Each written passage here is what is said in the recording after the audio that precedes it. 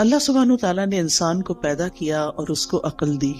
اس عقل کی وجہ سے انسان نے اس زمین میں بہت سی چیزوں کو ایکسپلور کیا اور دنیا میں زندگی گزارنے کے اس نے بہت سے طریقے سیکھے. اس زندگی میں ہم بہت سے کام کرتے ہیں، بہت سی ہماری ضروریات ہیں، اور ان کو ہم پورا کرنے کے لیے طرح طرح کے طریقے آزماتے ہیں، اور ان میں جو بیسٹ پریکٹسز ہوتی ہیں ان کو اختیار کر لیتے ہیں. ہماری ضرورت ہے کھانا پینا، تو آپ دیکھیں کہ اس میں کتنی ورائٹی ہے اور کتنے طریقے ہیں. اور اب جو کہ دنیا سمٹ گئی ہے ٹیکنالوجی کی وجہ سے، تو لوگوں نے ایک دوسرے سے بھی بہت کچھ سیکھا، مشرق نے مغرب سے، مغرب نے مشرق سے. جس ملک میں بھی جائیں ہر طرح کے کھانے اویلیبل ہیں. اسی طرح لباس کے معاملے میں، اسی طرح ہاؤسنگ کے معاملے میں، یعنی بہت ساری چیزیں ہیں جو انسانوں نے اپنی عقل استعمال کر کے، اپنی صلاحیتوں کو استعمال کرتے، ترقی کرتے کرتے اپنی صرف ضروریات نہیں بلکہ اپنی خواہشات کو بھی پورا کرنے کے بہت سے طریقے نکال لیے ہیں. اسی طرح انسان کا لباس ہے، انسان کے باقی زندگی کے کام کاج ہیں. لیکن اللہ سبحانہ تعالیٰ نے انسان کو صرف جسم نہیں دیا اور صرف جسم کی ضروریات نہیں دی کہ جس میں انسان عقل استعمال کرے. انسان کو اللہ نے روح بھی دی ہے، اور اس کی اپنی ضروریات ہیں اور اس کے اپنے تقاضے ہیں. لیکن روح کی ضروریات پوری کرنے کے لیے اللہ سبحانہ تعالیٰ نے انسان کو صرف عقل کے حوالے نہیں کیا کہ وہ اپنی عقل سے سوچے کہ اس کو کیا کرنا چاہیے اور کیا نہیں کرنا چاہیے.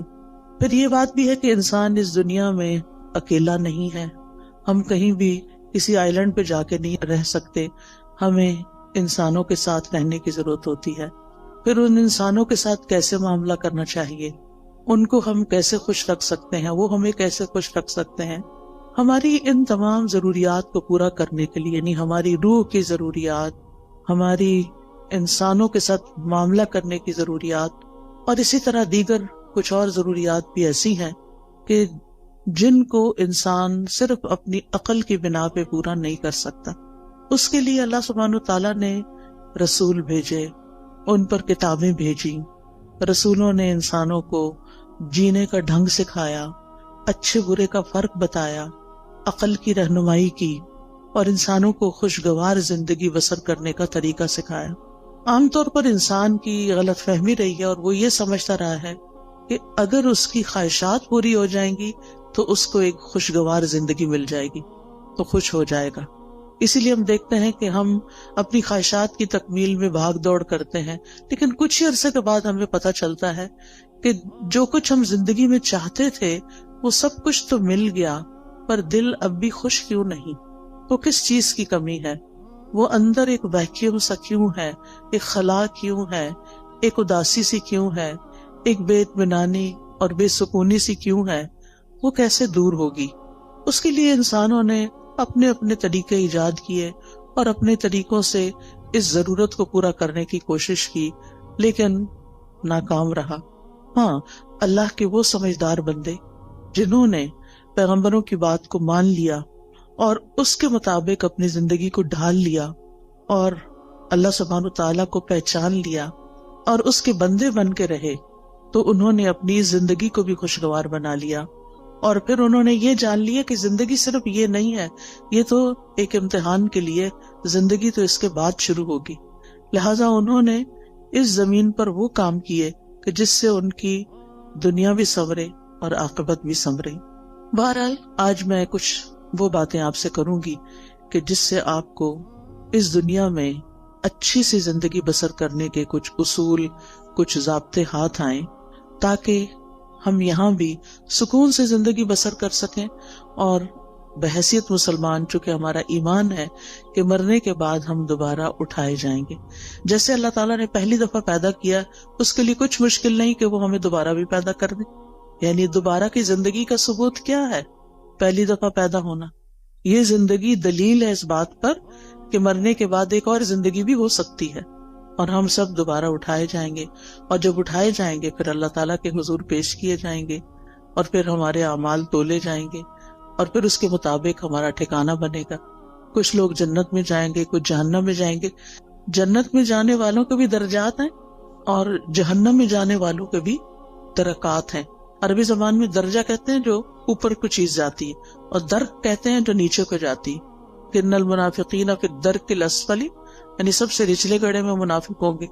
تو کچھ لوگ جنت میں جو جائیں گے، جنت میں بھی ان کے درجات ہوں گے۔ جنت کے بارے میں ایک روایت میں آتا ہے کہ اس کے 100 درجے، کچھ لوگ پہلے درجے پہ ہوں گے، کچھ 20ویں پہ ہوں گے، کچھ 30ویں پہ، اور کچھ آخری جنت الفردوس میں ہوں گے۔ اور یہ درجات کس بنا پر ہوں گے؟ قرآن مجید میں آتا ہے لِكُلٍّ دَرَجَاتٌ مِّمَّا عَمِلُوا، ہر ایک کے درجات ہیں اس کے مطابق جو انہوں نے عمل کیے، یعنی جیسے عمل ہوں گے، جتنے عمل ہوں گے، اس کے مطابق درجہ ملے گا۔ دنیا میں بھی انسان جیسے جتنی کمائی کرتا ہے، محنت کرتا ہے، کام کرتا ہے، اتنا مال اکٹھا کر لیتا ہے۔ عمل کا بھی یہی حال ہے، جتنا انسان عمل کرتا ہے، کوشش کرتا ہے، اور اس کے مطابق پھر آخرت کے درجات کما لیتا ہے۔ اب یہ ہماری اپنی چوائس ہے کہ ہم اپنے لیے کیا چاہتے ہیں۔ بہرحال خوشگوار زندگی بسر کرنے کا پہلا اصول یہی ہے جو قرآن نے ہمیں دیا ہے کہ انسان عمل صالح پر، نیک کاموں پر، خیر کے کاموں پر توجہ کرے اور ان کو بجا لانے کی کوشش کرے۔ اس میں ہم سورۃ النحل میں دیکھتے ہیں، آیت نمبر 97 ہے، من عمل صالحا من ذکر او انثى وهو مؤمن فلنحيينه حیاتا طیبہ وَلَنَجْزِيَنَّهُمْ أَجْرَهُمْ بِأَحْسَنِ مَا كَانُوا يَعْمَلُونَ۔ جو کوئی نیک عمل کرے گا، جو بھی کوئی اچھا کام کرے گا، خواہ مرد ہو یا عورت ہو، شرط یہ کہ وہ مومن ہو، وَهُوَ مُؤْمِنٌ فَلَنُحْيِيَنَّهُ حَيَاةً طَيِّبَةً، تو ہم اس کو ضرور عمدہ زندگی بسر کروائیں گے۔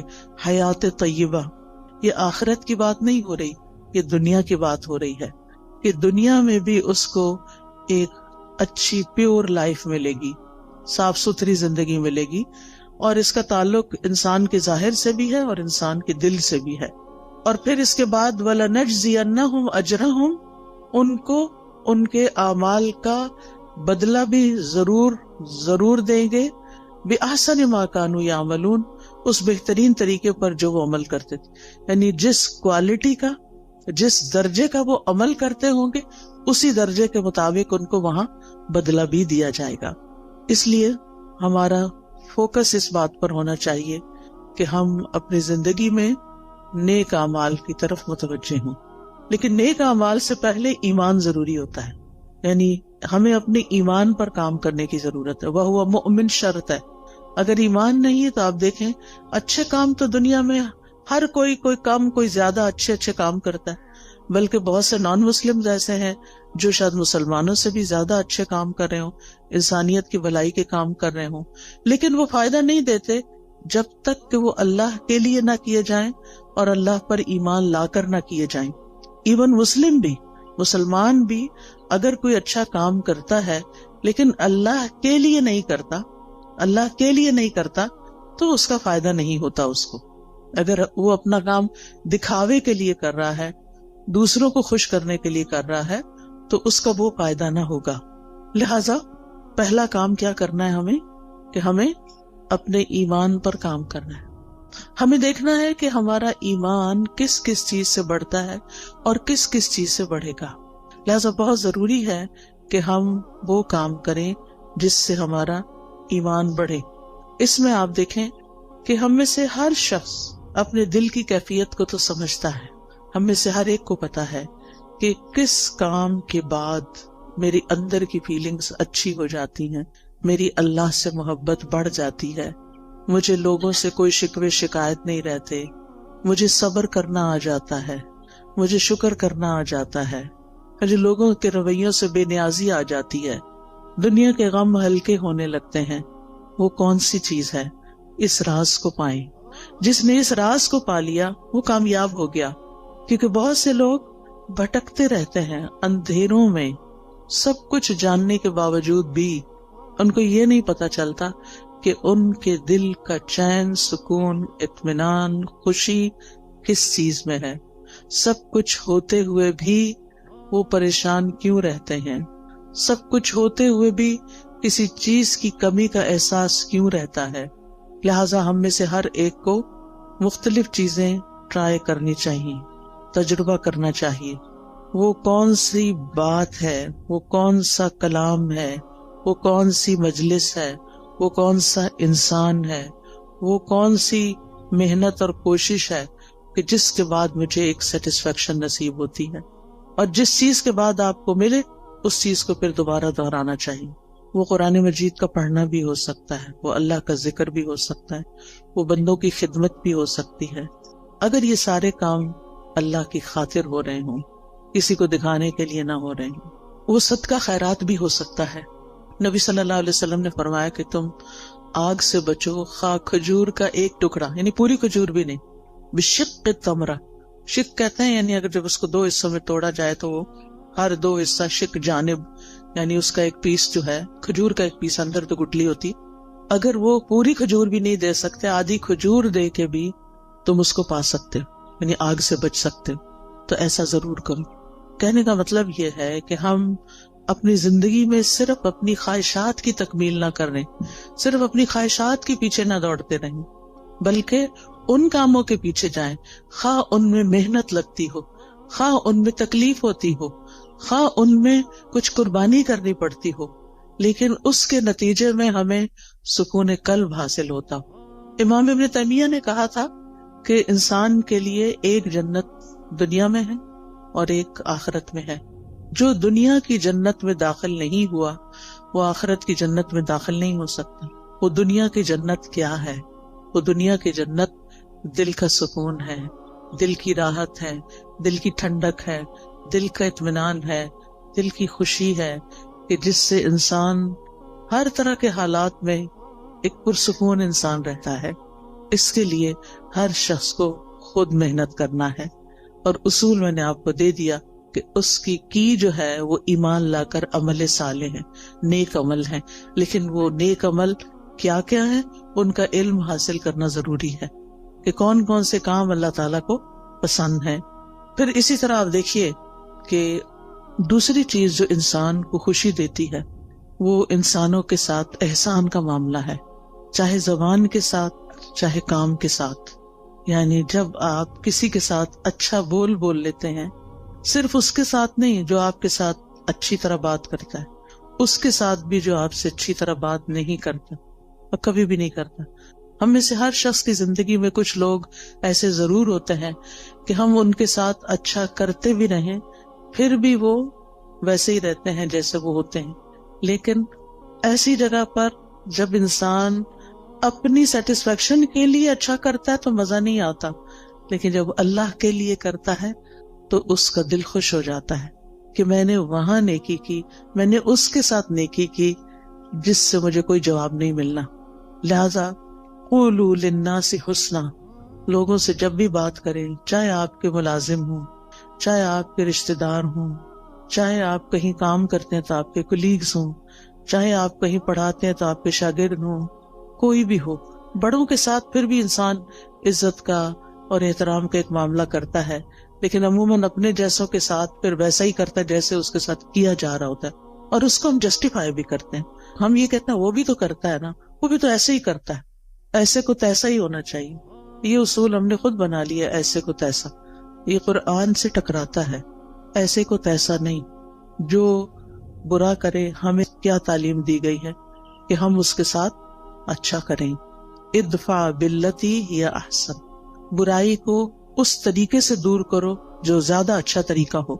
تو انسانوں کے ساتھ احسان بات کے ذریعے بھی، کوئی اچھی بات ان کو بتائیں، کوئی اچھا مشورہ دیں. اگر ان کو کوئی پریشانی ہے یا ان کو کسی بات میں کوئی مشکل پیش آئی ہوئی ہے تو ان کی اس مشکل کا حل تلاش کرنا. تو زبان کے ذریعے آپ کسی کو تسلی دے سکتے ہیں، کسی کا دل خوش کر سکتے ہیں، تو یہ احسان کا معاملہ ہے. اور دوسرا عمل کے ساتھ، کام کے ساتھ، جن لوگوں کے ساتھ ہمارا دن رات کا انٹریکشن ہوتا ہے، ہمیں یہ معلوم ہوتا ہے کہ ان کی ضروریات کیا ہیں، ان کے وہ کون سے کام ہیں جو میں کر سکتی ہوں، میں کہاں ان کے کام آ سکتی ہوں. اور پھر جب آپ وہی کام کرتے ہیں تو آپ کو خاص خوشی نصیب ہوتی ہے. ایک خوشی انسان کو اپنی خواہشات کی تکمیل سے ہوتی ہے کہ جو لوگ آپ کو اچھے لگتے ہیں، آپ ان کے لیے کچھ کرتے ہیں تو آپ کو بہت اچھا فیل ہوتا ہے، تو وہ بھی ایک خوشی ہوتی. لیکن وہ دراصل آپ اپنی خواہش پوری کر رہے ہوتے ہیں. لیکن ایک احسان وہ ہوتا ہے کہ آپ اللہ کی خاطر للہ، صرف اللہ کو راضی کرنے کے لیے، اور کسی بدلے اور کسی صلے کی کوئی توقع نہیں. انما نطعمکم لوجہ اللہ لا نرید منکم جزاء ولا شکورا. ہم تو تمہیں صرف اللہ کی خاطر کھلا رہے ہیں، ہم تم سے نہ کوئی بدلہ چاہتے ہیں، شکریہ بھی نہیں چاہتے، حتیٰ کہ ہم یہ بھی نہیں آپ پہ بوجھ ڈالتے کہ آپ ہمارے لیے دعا کریں. کیونکہ سلف صالحین کسی نیکی کے جواب میں دعا کا مطالبہ کرنے کو بھی بدلہ سمجھتے تھے. وہ کہتے تھے کہ کسی سے یہ مت کہو کہ میں نے آپ کے ساتھ یہ کیا ہے جو بس آپ مجھے اس کے بدلے میں دعا دے دیں. نہیں، وہ خود دے دے تو یہ اس کا احسان ہے اور اس کو دینی چاہیے. کیونکہ انسان بعض اوقات کسی کی نیکی کا، کسی کے احسان کا بدلہ اس شکل میں نہیں دے سکتا جو احسان اس نے ہم پہ کیا ہوتا ہے. ہاں، دو شکل میں ہم اس کو بدلہ دے سکتے ہیں. اس کی غیر موجودگی میں اس کی اتنی تعریف کریں، اتنی تعریف کریں کہ دل میں تسلی ہو جائے کہ ہم نے بدلہ دے دیا. یہ بدلہ دینے کا ایک طریقہ ہے. مثلاً کسی نے آپ کو پانی پلایا، اب وہ پلا کے تو کہیں چلا گیا، کوئی اجنبی تھا، راہ گزرتے ہوئے آپ سفر کر رہے تھے، آپ کو پیاس لگی، آپ نے کسی سے کہا کہ یہ پانی مجھے دے دو، اس نے دیا، وہ چلا، بات ختم. نہ آپ اس کو جانتے نہ وہ آپ کو جانتے. اب آپ بدلہ کہاں سے دیں گے اس کو؟ وہ تو ایک منٹ کے لیے ٹھہرا بھی نہیں کہ آپ سے شکریہ یا کوئی نذرانہ وصول کرے. اب آپ کی پیاس بجھی تو آپ کے دل سے دعا اٹھی. یہ آپ کا اپنا فرض بنتا ہے کہ آپ اس کے لیے کچھ کریں، اور بہترین چیز آپ کیا کر سکتے ہیں کہ اس کے لیے دعا دے سکتے ہیں، اور پھر اپنی منزل پہ پہنچ کے اس کی تعریف کر سکتے ہیں کہ ایسا اور ایسا شخص مجھے راستے میں ملا کہ جس کی یہ اور یہ خوبیاں تھیں. اور اگر کوئی کسی کو جانتا ہو تو اس وقت بھی. عام طور پر آپ دیکھیں کہ ہم اپنی مجلسوں میں جب بھی کسی کا ذکر کرتے ہیں عموماً نیگیٹو وے میں کرتے ہیں، اچھے انداز میں کم ہی کرتے ہیں اور کم ہی لوگوں کا کرتے ہیں. حتیٰ کہ اپنے والدین کے لیے بھی ہماری زبان سے اچھے الفاظ کم ہی نکلتے ہیں. ان سے بڑھ کے تو ہم پر کبھی کسی نے احسان نہیں کیا. ہم سب سوچیں کہ ہم سب اپنے والدین کا، ان کے تو کئی ایک حقوق ہے نا، ان میں سے ایک یہ ہے کہ ان کی زندگی میں بھی اور ان کے مرنے کے بعد بھی ان کو اچھے الفاظ سے یاد کیا جائے. ہم جب بہن بھائی آپس میں مل کے بیٹھتے ہیں تو اپنے والدین کی کتنی خوبیاں بیان کرتے ہیں، یا اپنے دوستوں میں بیٹھتے ہیں یا ان کے دوستوں کے ساتھ بیٹھتے ہیں تو ان کی کتنی نیکیاں یا کتنے احسان ہمیں تو یاد بھی نہیں رہتا، ہم تو دیکھتے بھی نہیں کہ یہ احسان ہے ان کا. پھر اسی طرح اور لوگ ہوتے ہیں ہماری زندگی میں جنہوں نے ہم پہ احسان کیے ہوتے ہیں. کوئی نانی دادی ہوتی ہے، کوئی اور ٹیچر ہوتی ہے، کوئی رشتہ دار ہوتی ہے، کئی لوگ ہوتے ہیں نا. ایک انسان جب گرو کرتا ہے، بڑا ہوتا ہے، تو کئی لوگوں کا اس میں ہاتھ ہوتا ہے. آپ تنہا کچھ بھی نہیں ہے. آج ہم جو کچھ بھی ہیں اس میں بے شمار لوگوں کا تعاون ہے ہماری شخصیت کو بنانے میں، ہمیں کسی قابل بنانے میں کہ ہم بڑے ہو کر کچھ کرنے کے قابل ہو سکیں. اس میں اس شخص کا بھی ہاتھ ہے جس نے بچپن میں ہمیں انگلی پکڑ کے چلنا سکھایا تھا، ہمیں دانت صاف کرنے سکھائے تھے. بعض اوقات وہ مدر ہوتی ہے، بعض اوقات وہ مدر کی کوئی ہیلپر ہوتی ہے. کتنے بے شمار لوگوں کا ہم پر احسان ہے. ہم سوچے کہ ہم نے اپنے محسنین میں سے کتنے محسنوں کو اچھے لفظوں میں کبھی یاد کیا. اور آپ دیکھیں کہ ہمارے منہ سے جو لفظ نکلتے ہیں نا، ان کا سب سے پہلے براہ راست امپیکٹ خود ہمارے اپنے اوپر پڑتا ہے. جب ہم اچھی بات کرتے ہیں تو اس کا اچھا اثر خود اپنے اوپر پڑتا ہے، آپ کا اپنا دل خوش ہوتا ہے. اور جب ہم کسی کی بری بات کرتے ہیں یا سنتے ہیں تو اس کا برا اثر آپ کے اپنے اوپر بھی پڑتا ہے. یہ ہو نہیں سکتا کہ آپ اس سے پھر بچ جائیں، کہ آپ کسی کو کچھ سنا دیں اور سے کوئی شخص کسی کو کوئی گالیاں دے رہا ہے تو یہ تو نہیں ہوتا کہ وہ اٹھا کے صرف اس پہ کچھ پھینک رہا ہے، وہ اپنے آپ کو اپنے کانوں کے ذریعے اپنے دل پہ بھی پھینک رہا ہے. تو ان احسنتم احسنتم لانفسکم، اگر تم اچھا کرو گے تو اپنی ذات کے لیے اچھا کرو گے. انسان جب اچھا کرتا ہے تو اپنے ہی لیے اچھا کرتا ہے. اسی طرح خوشگوار زندگی بسر کرنے کے لیے بڑا ضروری ہوتا ہے، ایک اچھی زندگی بسر کرنے کے لیے، کہ انسان کسی اچھے کام میں مصروف رہے. ایک تو وہ کام ہوتے ہیں نا جو ہمیں کرنے پڑ جاتے ہیں، جو مجبوری سے ہم کرتے ہیں، ہمارے اوپر وہ ڈال دیے جاتے ہیں. مثلاً آپ بیٹی ہیں، گھر میں رہتی ہیں، تو آپ کی والدہ نے آپ کو کچھ کام کہہ دیے کہ یہ تم نے کرنے، جیسے ہم اپنے بچوں کے ساتھ کرتے ہیں، کچھ کام بیٹے کے ذمہ، کچھ بیٹی کے ذمہ، کچھ وہ تو کرنا ہی ہے کہ آپ کا فرض بنتا ہے کہ آپ جس گھر میں رہتے ہیں، جہاں سے آپ سارے فائدے اٹھاتے ہیں، وہاں آپ پے بیک بھی کریں، کچھ نہ کچھ واپس لوٹائیں، کچھ نہ کچھ اس گھر کی خیر خواہی کریں. لیکن یہ کافی نہیں ہے، یہ تو فرض کے درجے میں ہے نا. جو احسان ہوتا ہے نا وہ فرض سے آگے کی چیز ہوتی ہے، ٹھیک ہے نا. مثلاً حدیث سے جبریل میں احسان کی تعریف کیا کی گئی ہے؟ ان تعبد اللہ کأنک تراہ. اب اس میں آپ دیکھیں 2 حصے ہیں. ان تعبد اللہ ایک حصہ ہے جو ہم سب کرتے ہیں، کأنک تراہ دوسرا حصہ جو احسان کا درجہ ہے. اگر آپ یہ نہیں کرتے کأنک تراہ تو آپ صرف عبادت کریں، فرض پورا کریں، ہو گیا. لیکن احسان کے درجے کو نہیں آپ پہنچے. احسان کے درجے کو وہ پہنچتا ہے جو اسے خوبصورت انداز میں نبھاتا ہے. تو اس میں آپ دیکھیے کہ ہم سب اپنی زندگی میں کوئی نہ کوئی ایسا مقصد رکھیں، کوئی نہ کوئی ایسی چیز کریں جو ہمارے روزمرہ کے فرائض سے آگے کی چیز ہو. اس میں ہم کوئی علم سیکھنے کی بات کر سکتے ہیں، کوئی سکھانے کی کر سکتے ہیں، کوئی ایسا ہنر اللہ نے آپ کو دیا ہے کہ جس سے آپ خلق خدا کو کوئی فائدہ پہنچا سکتے ہیں. اور جو لوگ اپنی جوانی میں مصروف زندگی گزارنا سیکھ لیتے ہیں، اپنے وقت کو لغو اور فضول بیکار باتوں سے بچا کر اچھے کاموں میں لگاتے ہیں، ان کا بڑھاپا بڑا خوشگوار ہوتا ہے.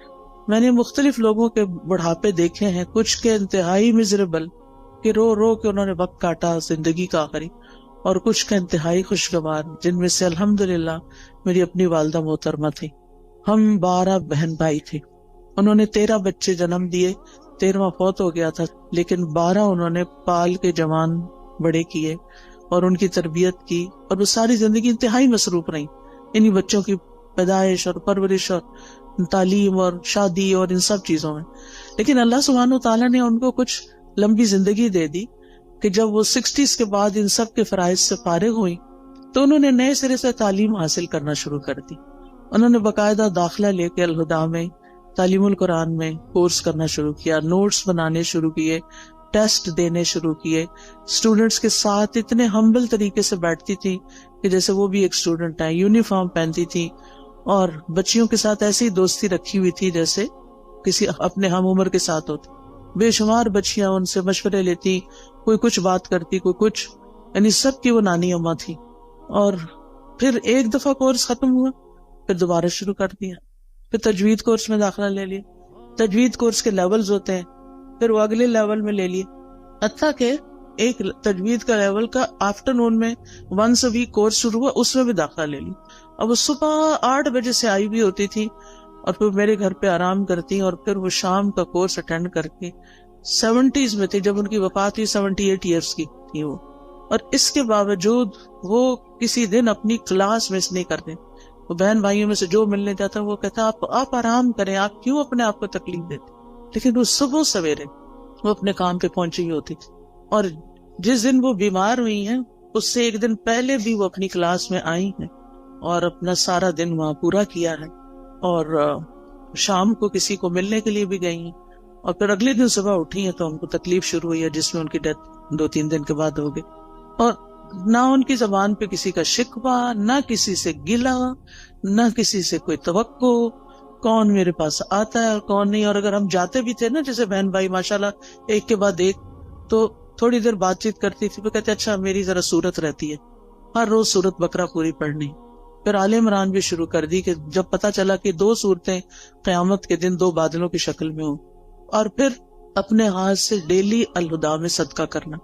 الحمدللہ ان کے بعد بھی اب تک ہم نے وہ سلسلہ جاری رکھا ہوا ہے کہ جس طرح وہ خود آ کے ہر روز سیدھی جا کے صدقہ کرتی ہیں، بھیجتی کہ جا کے ڈال کے آئیں.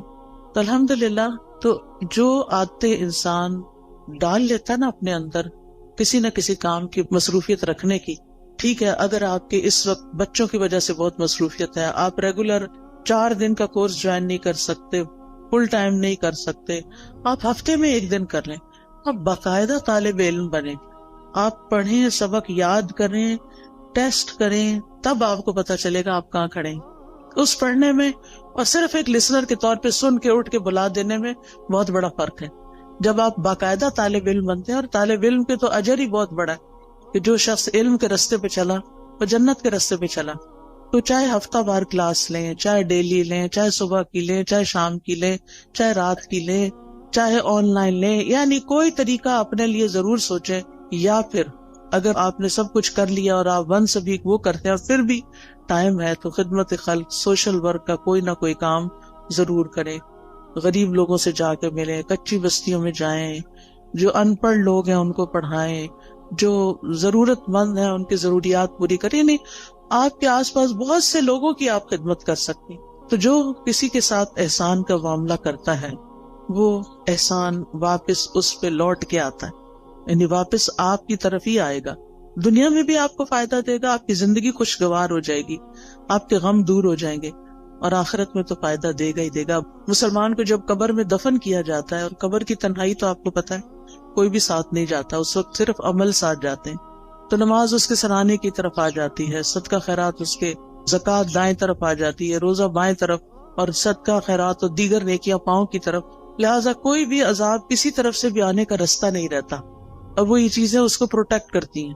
لیکن اگر ان میں ہی کمی ہو اور وہی ناقص ہو، پروٹیکشن والی ویک ہو، تو پھر کون بچانے آئے گا؟ وہاں تو رونا دھونا بھی کام نہیں آئے گا. لوگ مزے سے اپنے بستروں میں سوئے ہیں، اور قبر کا عذاب سہنے والا اندھیری کوٹڑی میں اکیلے مصیبت میں پڑا ہوا ہے، جس کا کوئی فریادی نہیں ہے، کوئی پوچھنے والا نہیں. تو ابھی ہمارے پاس ٹائم ہے، ابھی ہماری زندگی ہے، کیوں نہ ہم ایسے کام کریں کہ اس دنیا میں بھی جئیں تو اطمینان کے ساتھ جئیں، اور آگے بھی اطمینان کے ساتھ رہیں. پھر اسی طرح آپ دیکھیں کہ ایک اور چیز کا آپ خیال رکھیں کہ ماضی میں جو کچھ ہو چکا اس پر غمگین نہ رہا کریں، ریگریٹس نہ کیا کریں، بہت بس توبہ کر لیا کریں. جو ہو چکا سو ہو چکا، اب وہ ہاتھ سے نکل چکا ہے. اب ہمارا معاملہ اللہ تعالیٰ کے ساتھ ہے، اور وہ غفور الرحیم ہے، رحمان الرحیم ہے. لہٰذا اس سے ہم اچھا حسن ظن رکھتے ہیں کہ وہ ہمیں معاف کر دے گا. لہٰذا جتنی بھی غلطیاں جو جانتے ہیں جو نہیں جانتے، ان سب پر ہم توبہ کرتے رہیں، استغفار کرتے رہیں، لیکن غم نہ کریں. کیونکہ بعضوں کے شیطان انسان کو غمگین رکھتا ہے. وہ کیا چاہتا ہے کہ انسان اسی طرح الجھتا رہے اپنے غموں میں اور کچھ نہ کرے. تو آپ نے اس کے پھندے میں نہیں آنا. اس نے کہنا کہ میرا معاملہ اللہ کے حوالے ہے، مجھے اپنے رب سے اچھی امید ہے. اور حدیث میں ہمیں کیا تسلی دی گئی ہے کہ اللہ اپنے بندے کے ساتھ کیسا معاملہ کرتا ہے، جیسا وہ اس کے بارے میں گمان کرتا ہے. اسی طرح مستقبل کا ہم غم فکر بھی نہ کیا کریں. میں ہمیشہ سوچتی ہوں جس رب نے اب تک پالا ہے، اب تک سنبھالا ہے، آگے بھی وہی رب ہے. جس چیز کے بارے میں بھی فکر آنے لگتی ہے تو میں اپنے مائنڈ کے اندر اس چیز کو ایسے ریپ کرتی ہوں، اور پھر میں کہتی ہوں اللہ تعالیٰ یہ آپ کے حوالے. جیسے موسیٰ علیہ السلام کی والدہ نے موسیٰ علیہ السلام کو ریپ کیا اور باسکٹ میں ڈالا اور دریا کی نظر کیا اور کہا یہ آپ کے حوالے. ایسے ہی امیجنیشن میں جو چیز بچوں کے بارے میں فکر ہے تو ان کو بھی اسی طرح ریپ کر کے اللہ کے حوالے کر دیا کریں. میں باقاعدہ بولتی ہوں یہ لفظ، اللہ آپ نے موسیٰ علیہ السلام کی جیسے حفاظت کی تھی ایسے ہی میرے بچے کی آپ حفاظت کریں. یوسف علیہ السلام کا جو ماحول تھا سارا وہ کیسا تھا؟ مصر میں کسی اسلامی ماحول میں تھے، کسی اسلامی اسکول میں جا رہے تھے، یا کسی اسلامی درسگاہ میں تھے، یا کسی مسجد میں بیٹھے رہتے تھے. وہاں تو مسجد نام کی کوئی چیز نہیں تھی، وہاں تو کچھ نہیں تھا ان کے پاس. ہر طرف برائی کے مواقع تھے. کس نے حفاظت کی؟ اللہ نے حفاظت کی. ہر وقت بچوں کے لیے پریشان نہ رہا کریں. آپ کہا کریں کہ اللہ میں نے ان کو تیرے حوالے کیا، آپ نے یوسف علیہ السلام کی حفاظت کی تھی، آپ میرے بچے کے ایمان اور دین کی بھی حفاظت کریں، اور اللہ کرے گا. تو جس چیز کے بارے میں آپ فکر کرتے ہیں نا اس کے لیے اپنی تدبیر ضرور کریں، کوشش کریں، محنت کریں. لیکن ہر چیز ہمارے ہاتھ میں نہیں ہے، اللہ کے ہاتھ میں ہے. اور اللہ کا جب اذن ہوتا ہے تو وہ چیز ہو جاتی ہے. انما امرہ اذا اراد شیئا ان یقول لہ کن فیکون. تو اس طرح اپنے بوجھوں سے آزاد ہوں تاکہ آپ شرح صدر کے ساتھ حال میں اس وقت جو کام کر رہے ہیں اس پہ فوکس کریں. مثلا میں اگر اس وقت پڑھا رہی ہوں، کچھ سکھا رہی ہوں، اور میں غم لگا کے بیٹھی بھی ہوں کسی اور چیز کا، تو میں کوالٹی نہیں دے سکتی. آپ اگر یہاں بیٹھے ہوئے اور سوچ رہے ہیں کوئی گھر میں مسئلے کا، تو آپ کا آدھا دل ادھر ہے آدھا ادھر ہے، آپ ڈیوائیڈڈ ہیں، آپ انجوائے نہیں کر سکتے. اس وقت آپ سب کچھ چھوڑ کے آئے ہیں، ریلیکس ہو جائیں، سکون سے بیٹھیں، اطمینان سے سنیں، اپنے لیے کچھ پک کریں، یاد رکھیں، ساتھ لے کے جائیں. اور اس کے مطابق زندگی بسر کریں تاکہ یہاں آنے کا کچھ فائدہ ہو آپ کو. تو اپنے سارے خیالات کو کیا کرنا ہے, اکٹھا کر کے اس نقطے پہ فوکس کرنا ہے جو آپ اس وقت کام کر رہے ہیں. پھر ایک اور چیز جو دلوں کو بڑا اطمینان دیتی ہے اور وہ ہے اللہ کا ذکر. اٹھتے بیٹھتے چلتے پھرتے ہر موقع کا ہمیں ذکر سکھا دیا گیا. آپ سیڑھی چڑھ رہے ہیں تو آپ اللہ اکبر کہیں, آپ اتر رہے ہیں تو سبحان اللہ کہیں, آپ کہیں انٹر ہو رہے ہیں تو بسم اللہ پڑھیں, آپ کہیں سے نکل رہے ہیں تو دعا پڑھ لیں, آپ گاڑی میں بیٹھے ہیں تو دعا پڑھ لیں, آپ گھر میں داخل ہوئے تو پڑھ لیں, آپ گھر سے نکل رہے ہیں تو پڑھ رہے ہیں, کھانا کھانے لگے تو آپ پڑھ لیں, کھانا کھا چکے ہیں تو دعا پڑھ لیں, آپ سونے لگے ہیں تو دعا پڑھ لیں, کوئی آ گیا ہے تو سلام دعا میں دعائیں ہیں. یعنی کون سی چیز ایسی ہے جس کے بارے میں ہمارے دین نے ہمیں رہنمائی نہیں دی اور ہمیں دعائیں نہیں سکھائی. ہمیں پتہ نہ ہو تو وہ الگ بات ہے. لہٰذا کثرت سے اللہ کا ذکر. قرآن مجید میں اللہ تعالیٰ اپنے مومن بندوں اور بندیوں کی صفت یہ بیان کرتے ہیں وَالذَّاكِرِينَ اللَّهَ كَثِيرًا وَالذَّاكِرَاتِ, کہ وہ کثرت سے اللہ کا ذکر کرنے والے ہیں, مرد بھی اور عورتیں بھی. اور اس کے علاوہ فارغ اوقات میں ڈرائیو کر رہے ہیں, آپ گھر کے کام کاج کر رہے ہیں, کھانا پکا رہے ہیں, لانڈری کر رہے ہیں, کلیننگ کر رہے ہیں, کچھ بھی کر رہے ہیں, آپ کی زبان اللہ کے ذکر سے تر رہے, کیونکہ اللہ تعالیٰ کا وعدہ ہے الا بذکر اللہ تطمئن القلوب. اور یہ بھی آتا ہے الذین آمنوا وتطمئن قلوبہم بذکر اللہ. وہ لوگ جو ایمان لائے ہیں, ایمان والے جو ہیں, ان کے ذکر اللہ کے ذکر سے ہی اطمینان پاتے ہیں. اگر ذکر کچھ لوگ کہتے ہیں ذکر بھی کرتے پہ چین نہیں آ رہا, پھر اپنے ایمان پہ کام کریں, کیونکہ اللہ تعالیٰ نے ایمان والوں کی تو یہی صفت بیان کی کہ ان کو اللہ کے ذکر سے چین آ جاتا ہے, ان پہ یہ دوائی کام کر جاتی ہے. اور اگر آپ پر یہ دوائی کام نہیں کر رہی تو پھر دوائی کا قصور نہیں ہے, کچھ مشکل آپ کے اندر ہے, کیونکہ ذکر تیر بہدف نسخہ ہے. تیر بہدف کا مطلب ہوتا ہے نشانے پہ جا کے لگتا ہے, جس قسم کی آپ کو تکلیف ہو اس کا علاج ہے. پھر اسی طرح اپنی روزمرہ کی گفتگو میں اللہ کی نعمتوں کا ذکر شروع کر دیں, اللہ کی نعمتوں کو دیکھنا شروع کریں, چھوٹی چھوٹی باتوں پر شکر ادا کریں. مثلاً آپ واش روم میں جاتے ہیں, ٹیپ کھولتے ہیں, گرم پانی آتا ہے, صرف ہاتھ دھو کے وضو کر کے نہا کے باہر نہ نکلیں, بلکہ کیا کریں, دل ہی دل میں, ادھر اللہ کا ذکر تو نہیں ہم نے کرنا ہوتا واش روم میں کھڑے ہو کر, دل ہی دل میں کریں شکر ہے, شکر, لفظ شکر منہ سے نکالتے جائیں. شکر کا لفظ بولنا تو واش روم میں منع نہیں, شکر ہے, شکر ہے, شکر ہے. اسی طرح کوئی بھی اور چیز جو آپ کے گھر میں اللہ نے آپ کو سہولت دی ہوئی, مثلاً سردی ہے اور اللہ نے آپ کو ہیٹر جیسی نعمت دی ہوئی ہے, آن کرتے ہوئے آف کرتے ہوئے اللہ تیرا شکر ہے تو نے یہ نعمت دے رکھی ہے. کتنے ہی لوگ ایسے ہیں جن کے پاس یہ نعمت نہیں ہے, کتنے ہی لوگ ہیں جن کے پاس پورا لباس بھی نہیں ہے, ان کے پاس آپ جیسی رضائی بھی نہیں ہے, ان کے پاس جوتے بھی نہیں ہیں, جرابیں بھی نہیں ہیں, پورا کھانا بھی نہیں ہے. ہمیں تو سردی لگتی ہے, کہتے ہیں چائے کا کپ پی لو سردی ختم ہو جائے گی, یہ فلاں حلوہ کھا لو, فلاں کتنی سوغاتیں ہم نے بنائی ہوئی ہیں سردیوں کی اپنی سردی کو دور کرنے کے لیے. کیسی کیسی نعمتیں اللہ نے دی ہیں. یعنی صرف کھانے کی حد تک تھوڑی رہتے ہیں ہم سب کہیں نہ کہیں سے کچھ نہ کچھ بچا کے کر کے ہم اپنے لیے کچھ نہ کچھ ایکسٹرا بنا لیتے ہیں. کتنے لوگ ہیں جن کے پاس یہ سب کچھ, پھر بھی ہم روتے ہیں کیونکہ ہم شکر ادا نہیں کرتے. آپ چل سکتے ہیں, آپ بول سکتے ہیں, آپ کو کوئی اچھی سی خوشبو آتی ہے, شکر, اللہ تیرا شکر. اللہ کی نعمتوں پر شکر ادا کرنا سیکھیں. اور لوگوں سے بھی بات کریں تو نعمتوں کا ذکر کریں, مسائل کا نہ ہر وقت کریں. مشکل پتہ کیا ہے, ہم صرف مسائل کو ڈسکس کرتے ہیں, یہ مسئلہ پیش آ گیا, وہ مسئلہ پیش آ گیا, یہ مسئلہ حل نہیں ہوا, وہ مسئلہ حل نہیں. شوہر گھر آئے گا تو مسائل کی پٹاری کھل جائے گی, بچوں سے ملاقات ہوگی تو مسائل ہیں, کیوں ہر وقت مسائل کی باتیں کریں. مسائل جس وقت یاد آئے نا, دیر اینڈ دین دل ہی دل میں اللہ کو پکار لیا کریں, اللہ تعالیٰ یہ مسئلہ تو ہے, بس آپ حل کر دیں, سارے خزانے تیرے ہاتھ میں, آپ نہیں کرنا ہے. اور واقعی ہم نے خود تو کرنا نہیں ہوتا, کوشش ضرور کریں, لیکن بندوں کے پاس حال کوئی نہیں ہے. بندے آپ کی طرح یا آپ سے بھی زیادہ کمزور ہوتے ہیں. جن بندوں پہ ہم ریلائے کر رہے ہوتے ہیں وہ بعض اوقات ہم سے بھی کمزور ہوتے ہیں. اسی لیے اللہ تعالیٰ نے قرآن مجید میں ایک مثال دی ہے.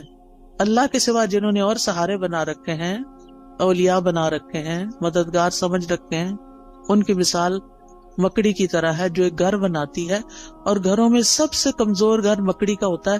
اگر مثال کے طور پر کہیں مکڑی کا جالا لگا ہوا ہے اور آپ ذرا سلپ ہونے لگے، پکڑے ذرا جالے کو، سہارا دے گا آپ کو؟ نہیں، کمزور ہے وہ جالا.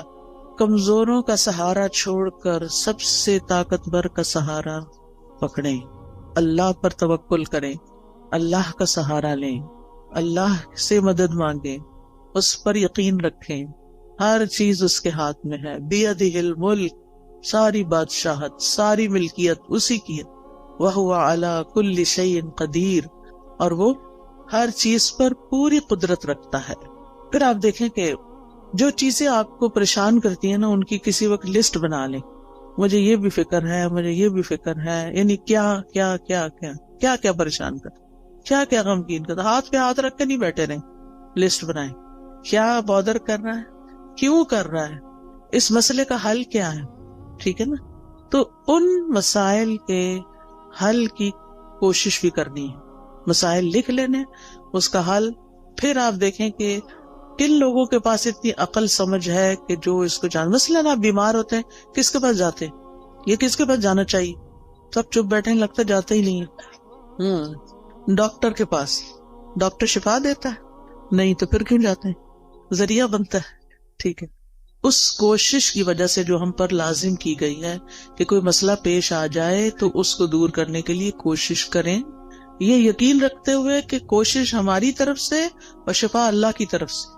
ہم جا رہے ہیں ڈاکٹر کے پاس، ڈاکٹر اپنے علم کی روشنی میں ہمیں مشورہ دے گا، دوائی دے گا، اس دوا میں شفا اللہ ڈالے گا. ایسے سوچا کریں. ٹھیک ہے. گیزر خراب ہو جائے تو کس کے پاس جاتے ہیں؟ پلمبر کے پاس. اسی طرح جس قسم کا کوئی مسئلہ پیش آتا ہے زندگی میں، اس کا حل کس کو اللہ نے سکھایا، کون ہو سکتا ہے، بس اس کے پاس جائیں. ہر ایک کے سامنے. یہ نہیں کہ دوست کا فون آیا تو اس کو کہانی سنا، آج گیزر خراب ہو گیا تھا، پھر ٹھنڈا پانی تھا، پھر یہ ہو گیا. وہ کتنا وقت اپنا بھی ضائع کر اور اس کو بھی بیزار کیا. وہ کیا کر سکتی ہے اپنے گھر میں بیٹھی ہوئی آپ کے گیزر کے لیے؟ ہاں، یہ ہو سکتا ہے. آپ کو نہیں پتا کسی اچھے پلمبر یا کسی اچھے کام کرنے والے، آپ اسے یہ کہہ سکتی آج یہ مسئلہ پیش آیا ہے، تمہارے علم میں کوئی ہے جو یہ مسئلہ حل کر سکے؟ اگر ہے تو ٹھیک، ورنہ آگے چلو، کوئی اور بات کرو. ہم عقل کا ثبوت نہیں تھا. ہر بات ہر ایک سے نہیں کرنی ہوتی. ہم سمجھتے ہیں جو سامنے آ گیا، جو مل گیا، اس کو ہم اپنی کہانی سنا دیں گے کہ مسئلہ حل ہو جائے گا. ایسا نہیں ہوتا مسئلہ حل. پھر اگر وہ حل نہیں کرتا یا ہم اگر اسے غلط توقع، غلطی ہماری، غلط توقع ہم نے رکھی، پھر اگر مسئلہ حل نہیں ہوا تو پھر ہمیں اس سے شکوہ ہو جاتا ہے، پھر ہم اس سے ناراض ہو جاتے ہیں. اس نے تو میرے لیے کچھ کیا ہی نہیں. بھئی وہ بیچارہ کر ہی نہیں سکتا تھا، غلطی تو آپ کی کہ آپ نے اس کو پکڑا. ٹھیک ہے. اور ویسے بھی جب تک مسئلہ حل نہیں ہوتا نا، تو اپنے آپ کو تسلی دینے کے لیے سوچا کریں کہ مجھ سے بھی زیادہ بہت سے لوگ ایسے ہیں جن کے اس سے بھی زیادہ مسائل ہیں. کوئی بیماری آ گئی، اللہ نہ کرے، اس میں آپ کیسے پرسکون رہ سکتے ہیں؟ ان سب کا سوچیں جو اس بیماری میں مبتلا ہیں، بلکہ اس سے بھی ورس کنڈیشن ہے. تو آپ اللہ کا شکر ادا کرنے لگ جائیں کہ شکر ہے میں اس طرح کے مسئلے میں نہیں ہوں، اور اللہ نے مجھے وہ ساری سہولتیں دی ہیں کہ میرا علاج ہو سکتا ہے. کتنے لوگ ہیں جو اپنا علاج کرا سکتے ہیں، اور کتنے لوگ ہیں جن کو اچھے ڈاکٹرز مل سکتے ہیں. لہٰذا نعمتوں کا ذکر کرتے رہیں اور غموں کا ازالے کی کوشش میں لگے رہیں. پھر اسی طرح ماضی کے ایسے واقعات، ایسے حادثات جنہوں نے آپ کی زندگی کو، کچھ انسانوں کے ساتھ آپ کا معاملہ گڑبڑ ہوا، کچھ اور اس طرح کے گریوینسز ہیں، ان کو نا کہیں کھود کے زمین میں دفنا دے سب کو. وہ پنجابی میں کہتے ہیں نا مٹی پاؤ، ان پہ لٹرلی مٹی ڈالیں. آپ نا اپنے امیجنیشن سے کام لیا کریں کہ آپ امیجنیشن میں گڑھا کھود رہے ہیں اور پھر اس میں وہ سارا مسئلہ ڈال کے، اوپر مٹی ڈال کے دفن کر دیا اور بلا دیا، بس ختم. کوئی بات بھی کرے تو کہیں الماضی لا یذکر. عربی میں ایک محاورہ ہے، الماضی لا یذکر. ایک شخص کے بارے میں آتا ہے کہ اگر کوئی اس کو تکلیف دیتا یا کسی کے ساتھ اس کا کوئی ایسا معاملہ ہو جاتا اور پھر وہ شخص شرمندہ ہو کے اس کے پاس آتا کہ مجھے معاف کر دو، میں نے فلاں وقت میں تمہارے ساتھ ایسا کیا، تو وہ یہی بولتا الماضی لا یذکر. ماضی کی باتیں نہیں دہراتے، جو ہو گیا ہو گیا، ذکر نہیں کروں. کہتے ہیں وہ فوت ہو گیا اور کسی کو خواب میں آیا کہ اللہ نے تمہارے ساتھ کیا معاملہ کیا، تو کہتا کہ الماضی لا یذکر، میرے بھی پچھلے سارے گناہ معاف کر دیے. تو انسان ہے نا، انسانوں سے ہمیں تکلیف پہنچ جاتی ہے، لیکن ہم نے رہنا بھی ان کے ساتھ ہوتا. تو پچھلی باتوں کا نہ کھوتے کو ریتے رہا کریں اور دعا کیا کریں اللہ میرے ذہن سے نکال دے یہ باتیں.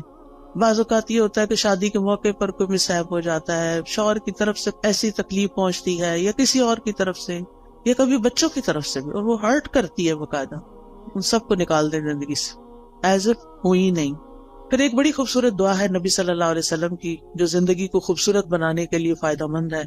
اللہم اصلح لی دینی الذی هو عصمت امری واصلح لی دنیای التی فیہا معاشی واصلح لی آخرتی التی فیہا معادی واجعل الحیات زیادۃ لی فی کل خیر واجعل الموت راحۃ لی من کل شر.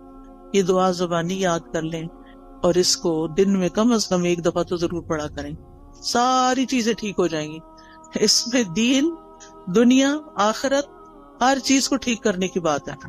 پھر اسی طرح بعض اوقات انسان اپنے اوپر قابو نہیں پا سکتا، اپنے ہاتھوں مجبور ہوتا ہے، چاہے غصے کا وقت ہو، چاہے غم کا وقت ہو، چاہے خوشی کا وقت ہو. بعض اوقات ہم خوشی میں بھی آپے سے باہر ہو رہے ہوتے ہیں. تو ایسی صورت میں اللہ تعالیٰ سے دعا کیا کریں اللہم رحمتک ارجو فلا تکلنی الی نفسی طرفۃ عین واصلح لی شأنی کلہ لا الہ الا انت. اے اللہ میں تیری رحمت کی امید رکھتی ہوں، تو مجھے میرے نفس کے حوالے ایک آگ جھپکنے کی دیر بھی نہ کرنا، ایک لمحے کے لیے بھی مجھے میرے نفس کے حوالے نہ کرنا، کیونکہ ان النفس لامارۃ بالسوء، یا تو نفس کسی برائی کی طرف لے جائے گا یا نفس کوئی بری بات یاد کر لے گا پچھلی اور اس سے پریشانی کھڑی ہو جائے گی. تو لا الہ الا انت، اللہ الہ تو ہی میرا ہے.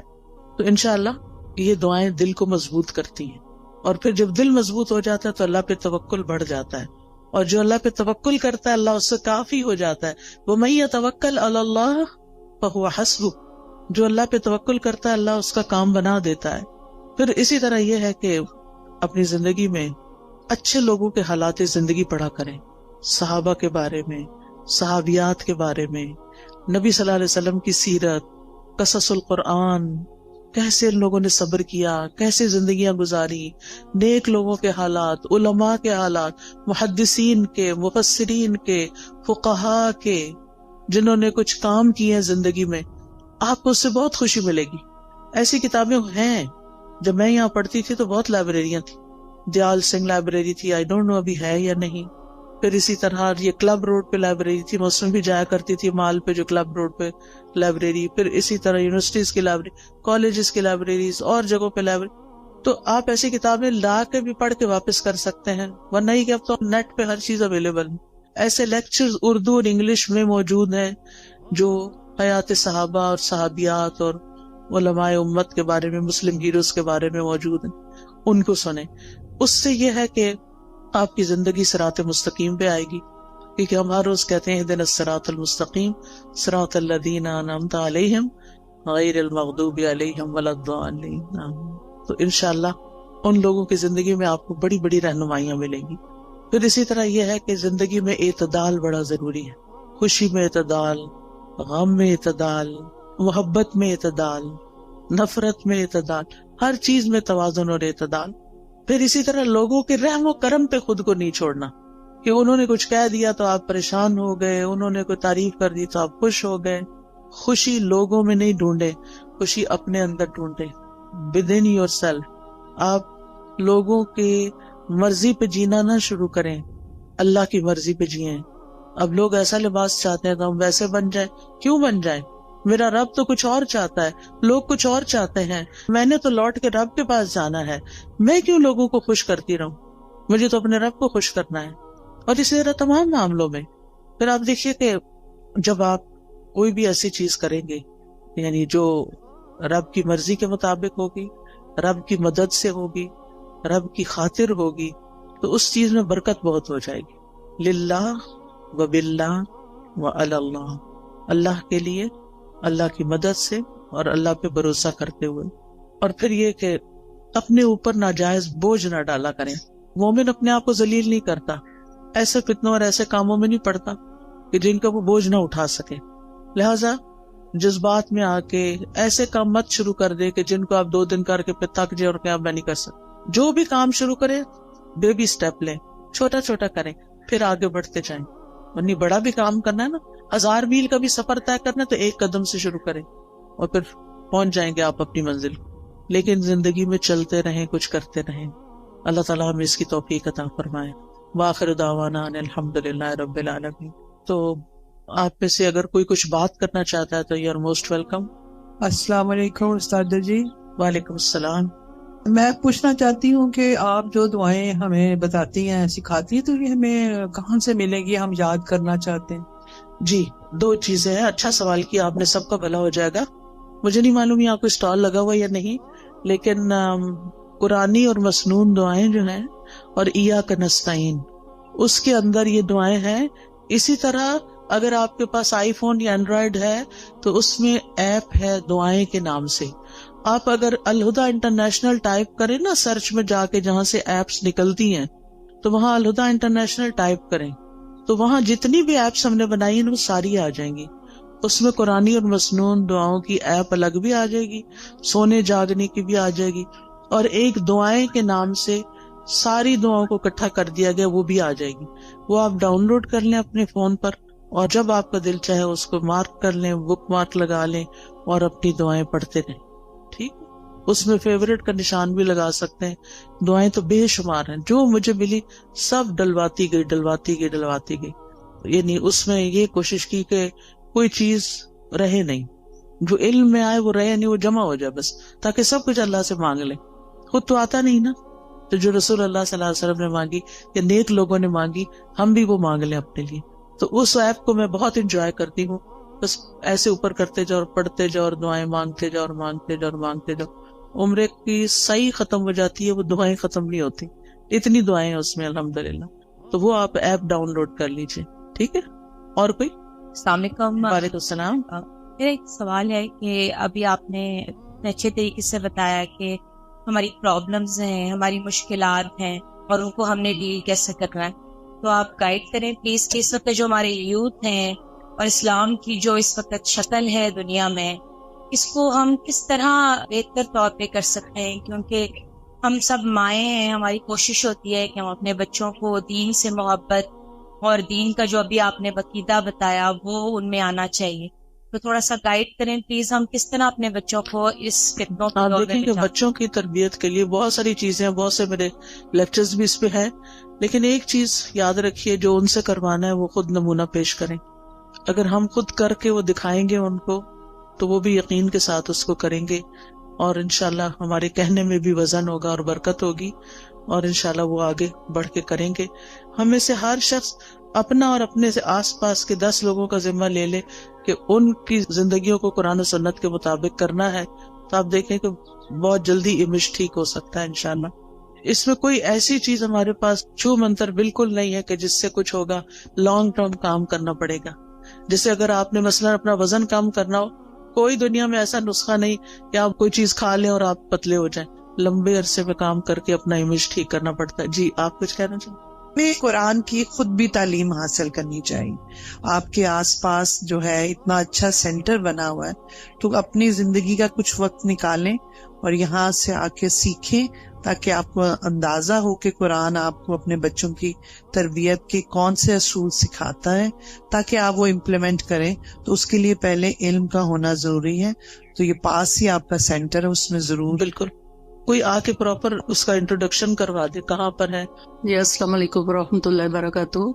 جی یہ ہمارا جو سینٹر بنا ہوا ہے, اس میں آفٹرنون بچوں کی کلاسز ہو رہی ہیں, پورے 5 دن ہو رہی ہیں. تو ہم نے فری پک اینڈ ڈراپ بھی دیا ہوا ہے, تو اس میں آپ بچوں کو لائیں. بچے الحمدللہ سیکھ رہے ہیں, تو آپ بچوں کو ادھر کروائیں. تو اس لیے یہ سب نے جو 408 ای بلاک, تو آپ بچوں کو بھیجیں تو بچے انشاءاللہ سیکھیں گے.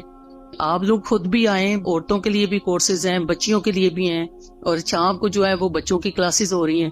تو یہ سوسائٹی سے بہت لوگ آ رہے ہیں, یہ کماہا سے آ رہے ہیں, جٹول سے آ رہے ہیں. تو آپ بچوں کو ادھر لائیں تو بچے انشاءاللہ سیکھیں گے. السلام علیکم. کسی کو اور تو نہیں کچھ کہنا؟ السلام علیکم. جی وعلیکم السلام. میں آپ سے بات کرنا چاہتی ہوں کہ آپ سسٹم کی بات کریں. اللہ تعالیٰ قرآن پاک میں حاکم سے مخاطب ہے, تو سسٹم کی بات نہیں آپ کرتی ہیں, آپ قرآن کی ساری باتیں. جی آپ صحیح کہتی ہیں. اللہ تعالیٰ نے قرآن مجید میں یا ایھا الذین آمنوا کہا ہے.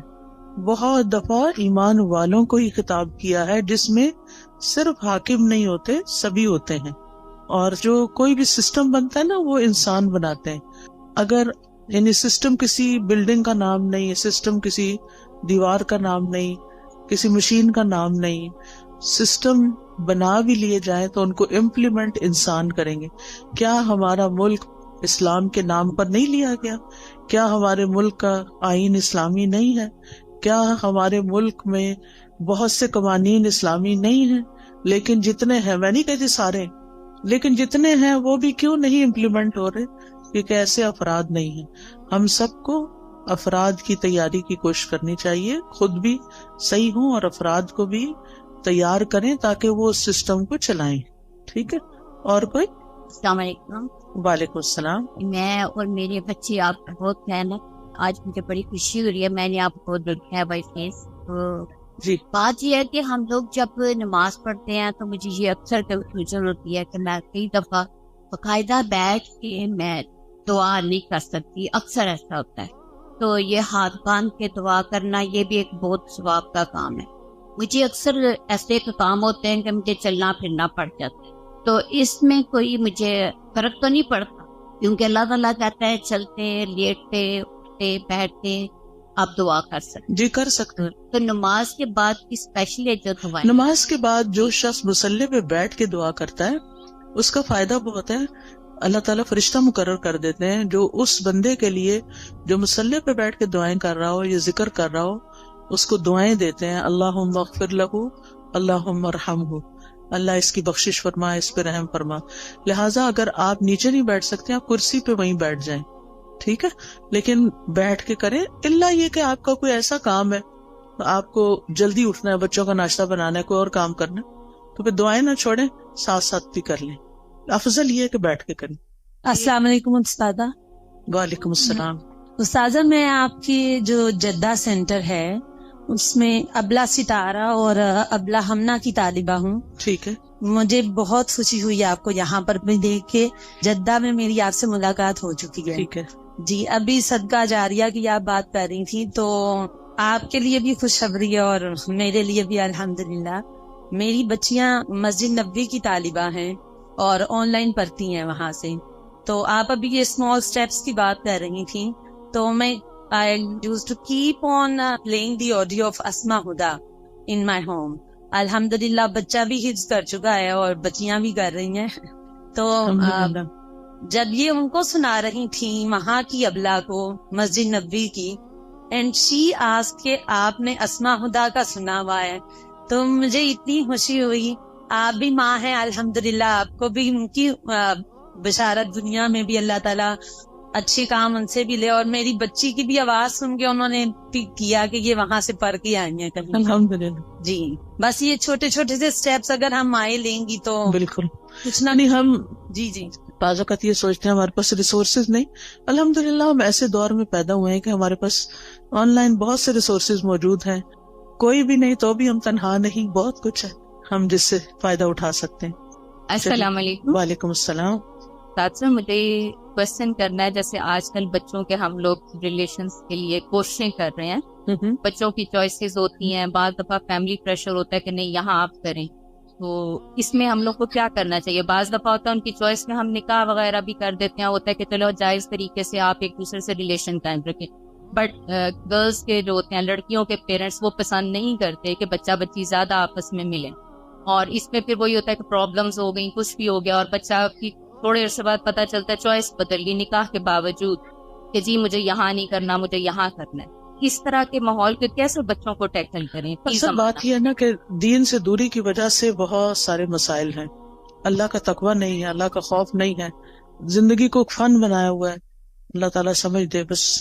جزاکم اللہ خیرن. چونکہ اب میں اس سے زیادہ آگے گئی تو آپ کی نماز لیٹ ہو جائے گی, آپ کو گھر پہنچ کے مغرب وقت پر پڑھنی چاہیے, کیونکہ ان الصلاۃ کانت علی المؤمنین کتابا موقوتا, نماز مومنوں پر وقت کی پابندی کے ساتھ فرض کی گئی ہے, تو اس کا اہتمام کیجیے.